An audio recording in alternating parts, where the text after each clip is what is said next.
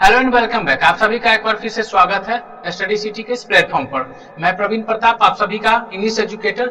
आज की जो क्लास है, जो 11th और 12th जितने भी इंग्लिश के लेवल्स है सबके लिए इंपॉर्टेंट है। स्पेशली हम लोग अभी 11th के लिए बैच स्टार्ट कर रहे हैं और 12th के लिए बैच चल रहे हैं। तो अभी भी अगर आप भटक रहे हैं तो हमारे बैच से जरूर जुड़े और क्लास को देखने के बाद ही जुड़े। देखिए आज जो हम करेंगे कंफ्यूजिंग वर्ब फॉर्म्स करेंगे। बहुत सारे ऐसे वर्ब फॉर्म्स है जो आपको बहुत सारे परेशान करेंगे और कोई बिना बताए निकल जाएंगे। तो हम एक एक करके करेंगे। देखिए क्लास 11th के लिए है इंग्लिश, एक ही बार में सीधा दिमाग में जाएगा आपको।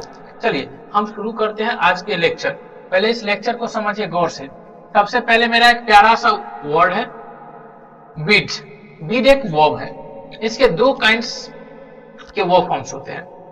हम यहाँ पर कैटेगरी वाइज लिखते हैं V1, V2 और V3। कंफ्यूजिंग वर्ब फॉर्म्स में पहला है बीट। बीट का एक ही मीनिंग नहीं होता है, तीन मीनिंग होता है। हम एक एक करके देखेंगे। इसका V1 है, V2 है, V3 है।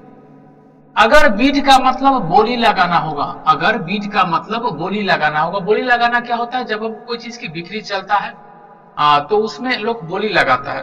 तो बोली लगाना होगा अगर बीट का मतलब, तो इसका V1, V2 और V3 तीनों फॉर्म सेम होंगे, बिट बिट बिट। चलिए, लेकिन अगर बीट का फॉर्म, बीट का मतलब आदेश देना या नहीं तो अभिवादन करना, क्या आदेश देना या नहीं तो अभिवादन करना होगा, तो इसका वर्ब फॉर्म्स में थोड़ा सा बदलाव आएगा। बदलाव क्या आएगा?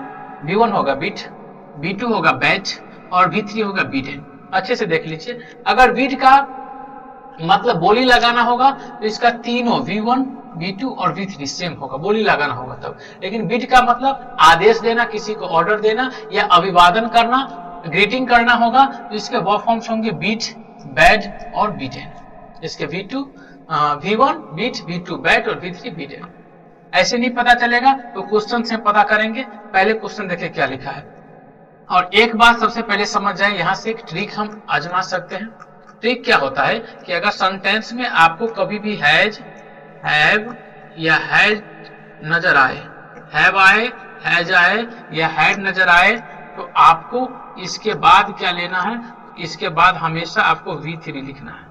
V3 का फॉर्म प्रयोग करना है। आप गौर से देखेंगे, आप कुछ मत करेंगे, गौर से देखेंगे। देखिए क्या लिखा है, ही हैज। सबसे पहली बात हैज आ गया, तो अगर हैज हो, हैव हो या हैड हो, तो इसके बाद हम क्या करेंगे? V3 का फॉर्म प्रयोग करेंगे। तो V3 या तो बीड आएगा या तो बीडेन आएगा, क्योंकि V3 तो यही तीनों है। अब आगे हम देखेंगे कि क्या है इसका मतलब। पहले he has the highest price, पहले इसका मतलब हम निकालेंगे। He has the highest price. Highest price मतलब हुआ, हाईएस्ट मतलब बहुत ही ज्यादा और प्राइस मतलब हुआ कीमत। वो बहुत ही ज्यादा कीमत लगा दिए। कैसे लगाए होंगे? आदेश देकर, अभिवादन कर कर नहीं, वो लगाए होंगे बोली में। बोली में 10 लाख, 20 लाख, 25 लाख ऐसे कर करके बोली ज्यादा लगा दिए होंगे किसी भी चीज का। कोई आदमी किसी भी चीज का अगर बोली लगा दिए होंगे, तो यहाँ पर हैज के बाद तो यहाँ आएगा V3। बीडेन आता तो इसका मतलब आदेश या अभिवादन करना होता। लेकिन यहाँ पर हाईएस्ट प्राइस की बात हो रहा है, कीमत की बात हो रहा है, तो कीमत मतलब बोली लगाने में ही आएगा। इसलिए यहाँ पर वर्ब फॉर्म्स क्या आएगा? V3 में बीड आएगा।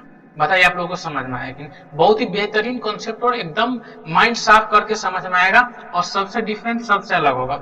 अगला हम देखेंगे, he has dash good by two all. यहाँ फिर से हैज है और हैज है, तो इसका मतलब एक चीज क्लियर हो गया कि सर यहाँ पर V3 आएगा, क्योंकि आपने अभी बताया है हैज, हैव और हैड के बाद V3 आएगा।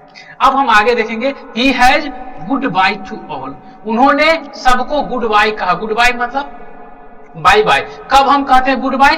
कब हम कहते हैं गुड बाय? जब हम किसी को अभिवादन करते हैं। जब हम किसी को अभिवादन करते हैं, जाने टाइम में विदा लेते हैं तब। तो जब विदा लेते हैं तब इसका मतलब सर V3 आएगा, तो बीड नहीं आएगा। यहाँ पर क्या आएगा? तो आप कहेंगे सर यहाँ पर बीडेन आएगा। क्या आएगा? तो यहाँ पर सर बीडेन आएगा। बताइए कितने एकदम बेहतरीन लेवल के कॉन्सेप्ट है। अगर ऐसे पढ़ेंगे तो इंग्लिश कभी भी टफ नहीं लगेगी। आगे देखिए लिखा है, he dash me go to out immediately. अब क्या हुआ? उसने मुझे कहा कि बाहर जाओ। गो आउट इमीडिएटली मतलब तुरंत जाओ। अब एक बात बताइए, यहाँ पर किसी को कैसे, अगर हम किसी आदमी को बोलेंगे तुरंत अभी बाहर जाओ, तो बाहर जाओ का मतलब क्या? उसको अभिवादन करेंगे? तो नहीं सर, उसको हम आदेश देंगे जाने के लिए। लेकिन आदेश दे या अभिवादन दे, बीड का उस कंडीशन में वो फॉर्म क्या होता है?